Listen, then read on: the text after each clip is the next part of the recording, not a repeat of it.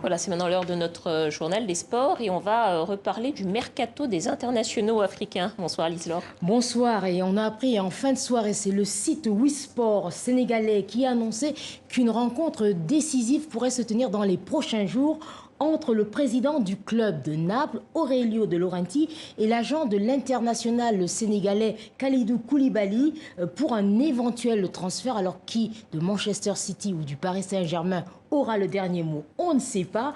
En tout cas, le président du Napoli, lui, il a annoncé qu'il ne lâcherait pas son joueur de 29 ans pour moins de 85 ou 90 millions d'euros. Bon, en tout cas, hier, il y a un joueur du TP Mazembe qui est arrivé en Belgique. Oui, il s'appelle Jackson Moulela. Il a obtenu enfin son visa jeudi dernier pour honorer son contrat au Standard de Liège.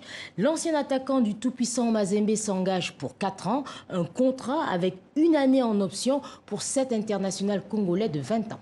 Bon, on va parler des débuts prometteurs de Victor Osimhen à Naples, en Italie. Ah oui, il faut dire qu'il s'illustre. L'international nigérian a livré ce week-end son deuxième match amical avec ses nouveaux partenaires. C'était contre Teramo Calcio, une équipe de 3e division.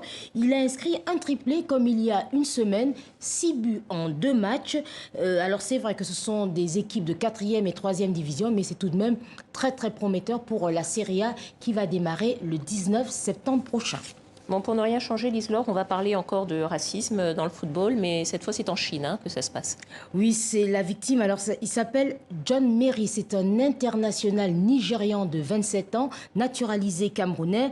Le Lion indomptable évolue au Shenzhen Football Club, une formation de première division qui affrontait ce week-end Shanghai pour le compte de la 9e journée. John Merry dit avoir reçu des insultes de ses adversaires qui étaient sur le banc de touche.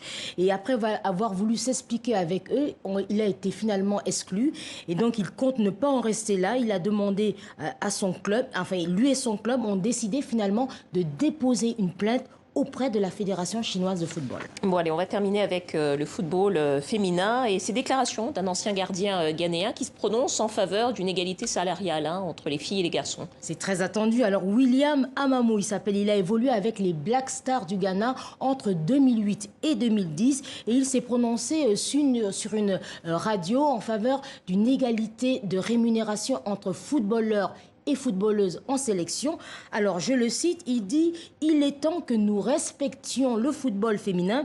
Il y a des moments où nous ne leur donnons même pas des bonus. » Alors, il faut dire que c'est un peu dans l'air du temps. En début de semaine, on a appris que le Brésil et l'Angleterre appliqueront cette égalité pour les femmes. Bon, à peu près nulle part dans le monde, il y a égalité salariale entre les hommes et les garçons, entre les hommes et les femmes, mais il y a un retard particulier en Afrique, c'est ça? Oui, il y a un retard en Afrique. Alors c'est vrai qu'on est loin du compte, mais il faut tout de même saluer ce qu'a fait l'année dernière la SAFA, qui est donc la Fédération sud-africaine de football, qui avait décidé pendant le mondial que si leur équipe féminine atteignait les 8e de finale, elle percevrait le même bonus que les garçons, un bonus de 22 000 $ à ce stade de la compétition.